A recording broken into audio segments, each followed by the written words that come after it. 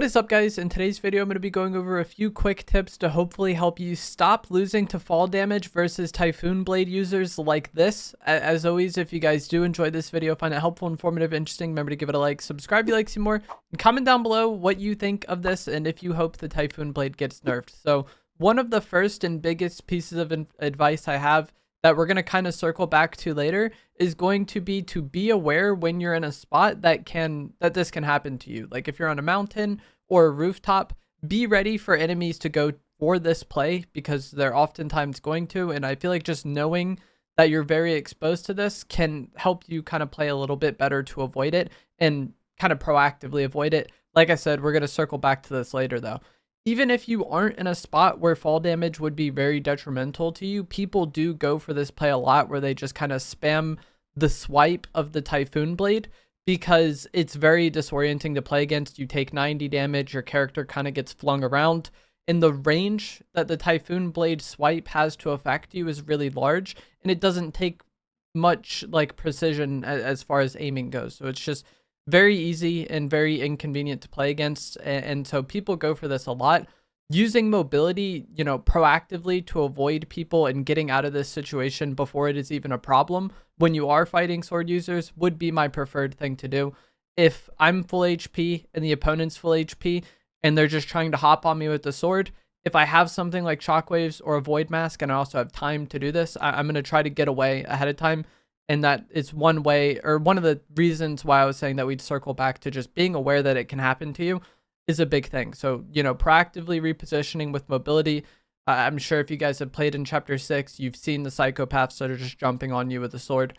There will also be times where maybe you get, damage on somebody and then you want to push them and then they go for this. And that is a situation where it is a little bit less avoidable because if you need to push somebody to eliminate them, you're gonna get within sword range, but in those just like 50-50 situations, using your mobility ahead of time to not be very close, I think is huge. When you do get flung though, which will happen, having one of the two katanas in your inventory is going to be your best bet and is going to be your saving grace, because with the kinetic blade, for example, when you're falling, you can do the dash, which is L2 for me. It'll be your aim down sight button if you're mouse and keyboard. You can do that dash to, avoid fall damage and reposition, which is good. If you're getting knocked off a mountain, there's only so many things you could do to save yourself, and the kinetic blade is one of them. The Typhoon Blade can also be used in this way, because if you're in the sky with the Typhoon Blade, you can do your normal swing. So right R2 for me, it'll be your shoot button if you're mouse and keyboard. You can do that, and then your character kind of does like a downward AoE attack, and that does negate fall damage. The swipe from the Typhoon Blade does not negate fall damage, but it does stop your momentum. So I've had times where, I get flung, but I'm fast enough to take my Typhoon Blade out and do a swipe of my own to where my character's momentum is stopped, and then I just don't end up falling at all. So if you're quick to do it with the Typhoon Blade or the situation allows for it, you can do a swipe with the Typhoon Blade to avoid what would have been fall damage, even though the swipe itself doesn't negate fall damage. It just like stops your character, so you might end up not falling off of whatever you were going to fall off of, So kinetic blade, L2, or your aim down sight button. Typhoon Blade, your shoot button would be your best bet, but you can also do the swipe to, stop your momentum and potentially stop yourself from falling as well. Cars can also be used to avoid fall damage. If you pull up on somebody and they do the swipe and you're able to get in your car in time, you won't take fall damage in the car. Or maybe they're about to jump on you with the katana and then you get in the car. They can hit you through the car. If they do the swipe, your character can take damage through the car itself, but you're not going to take fall damage if you're in the car. Like the car can get flung around, but once you're in the car, you're immune to fall damage until the car blows up or until you get out. That's just kind of the way cars work in Fortnite. And then the void mask can also be used to avoid this fall damage, but it would have to be a pretty large fall for you to like throw a void ball and then teleport to it before, you hit the ground. But in a world where like maybe you already had a portal planted somewhere, you just take your void mask out, TP to it. And that could be another situation where, like I said, being aware this can happen ahead of time is helpful. If you have an end game that's on a mountain and you're worried about somebody blading you, maybe throw a portal ahead of time. That way, if you do get knocked off the mountain, you can kind of TP back to it and avoid that fall damage. So those are your best options. It's going to be to carry a kinetic blade or carry a Typhoon Blade. Unfortunately, it's one of those things where like the counter to the item is the item itself. I'm not a big fan of that sort of balance, but it is what it is. Using either of the katanas to negate the fall damage does leave you somewhat exposed if that person who, flung you off immediately swaps their AR and starts beaming you.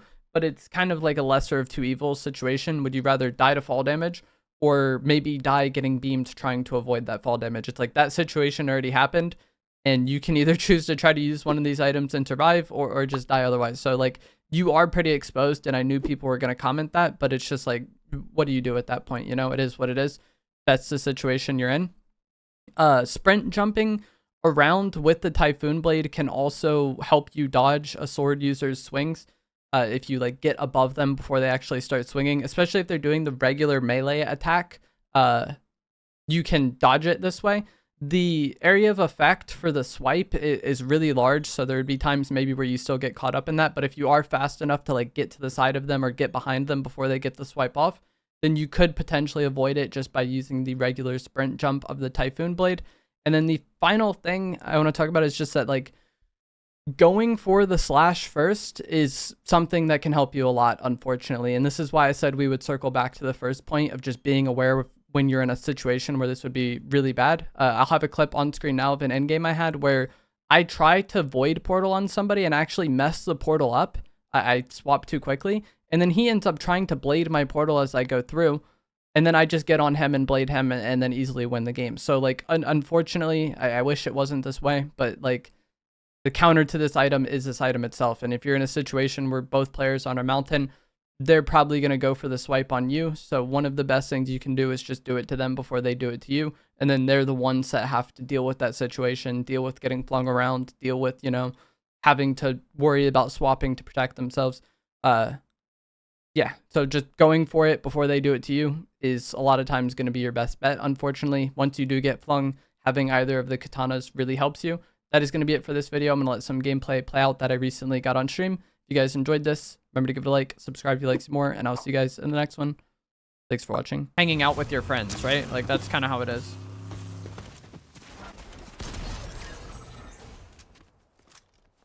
But yeah, like, cursing was never a big deal to my parents.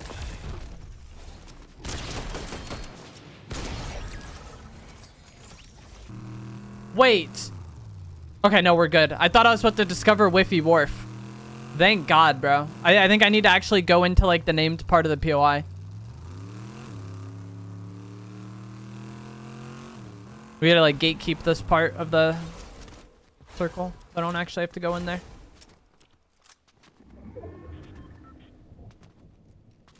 Twitch ever work for you? No.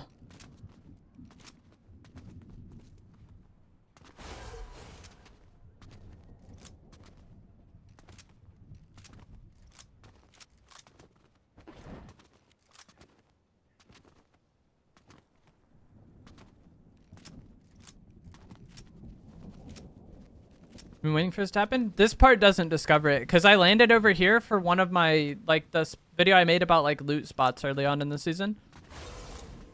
There's, like, a decent spot over here.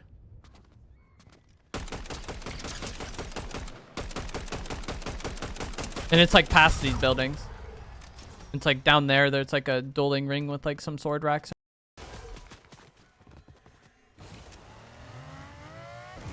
But you need to actually go into, like, the named part of the POI to discover it.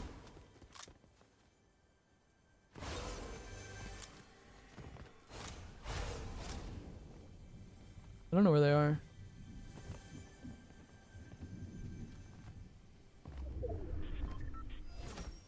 They don't have a crown. So this zone might actually make me discover Whiffy Wharf.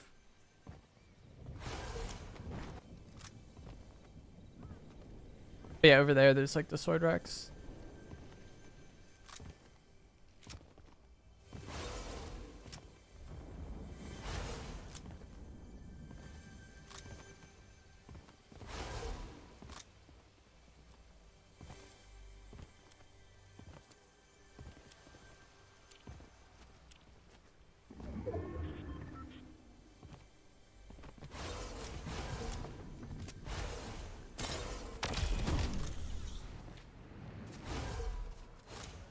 padded?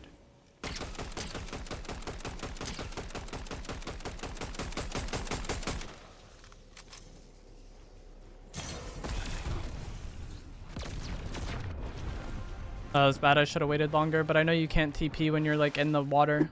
I don't remember how much damage I did to him. Wow, I really discovered it. My day is ruined. I'm getting off. I'm gonna have to like delete Fortnite, make a whole new account, and then like, you know, hopefully not get forced into this again. GG's.